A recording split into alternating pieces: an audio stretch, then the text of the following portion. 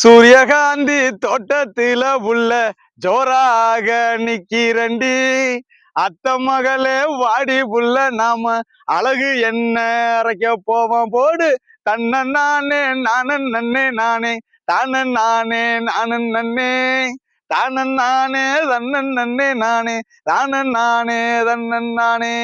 Hi மக்களே, எல்லோருக்கும் வணக்கம். இன்னைக்கு நம்ம எங்க நிக்கிறோம் அப்படின்னா தூத்துக்குடி மாவட்டம் விளாத்திக்குளம் அருகே இருக்கக்கூடிய ஸ்ரீரங்கபுரம் அப்படின்னு சொல்லக்கூடிய ஒரு பகுதியில நின்றுகிட்டு இருக்கோம். நம்ம நிக்கக்கூடிய தோட்டம் வந்து பாத்தீங்கன்னா சூரியகாந்தி பூ இருக்கக்கூடிய இந்த தோட்டம். நம்ம எல்லோரும் சூரியகாந்தி பூ, அதாவது மங்களகரமாக இருக்கக்கூடிய சூரியகாந்தி பூவை தான் நம்ம பார்த்திருக்கோம். இன்னைக்கு அந்த பூ மலர்ந்து காய்ந்து கனிந்து அந்த எண்ணெய் அரைப்பதற்கு ஏற்ற மாதிரி இன்றைக்கு விதையாக மாறி இருக்கு பாருங்க. அதுக்குள்ள இருக்கக்கூடிய இந்த சூரியகாந்தி விதையை பாருங்க. இந்த விதையத்தை நம்ம என்ன செய்வோம் அப்படின்னா நம்ம எண்ணெய்க்கு அரைக்க கொண்டு போவோம். இன்னொன்று, இந்த விதையவும் நம்ம என்ன செய்யலாம் அப்படின்னா பாருங்க மக்களே, இந்த விதையவும் நம்ம என்ன செய்யலாம்னா சாப்பிடலாம்.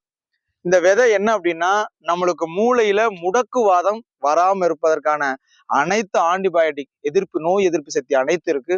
குழந்தைகளுக்கு ஞாபக சக்தி வர்றதற்கான என்னது அனைத்து ஆற்றலையும் இந்த விதை கொடுக்குது. அடுத்து பாத்தீங்க அப்படின்னா நம்மளுக்கு இந்த ஜிங்க் அண்ட் ஜெலினம் சொல்லக்கூடிய தாதுக்களை இந்த விதை நம்மளுக்கு கொடுக்குது. அடுத்து பாத்தீங்க அப்படின்னா நம்மளுடைய ரத்த நாளங்கள் நல்ல விரிவடைந்து ரத்தம் அது சீராக இயங்கி இதயம் சீரோட இருப்பதற்கான அனைத்து ஆற்றலையும் இந்த சூரியகாந்தி பூ நம்மளுக்கு கொடுக்குது. ஸோ மக்களே, இந்த மாதிரி அறுவடை செய்யக்கூடிய அந்த விவசாயிகளை நாம் வாழ்த்த வேண்டும், வணங்க வேண்டும்.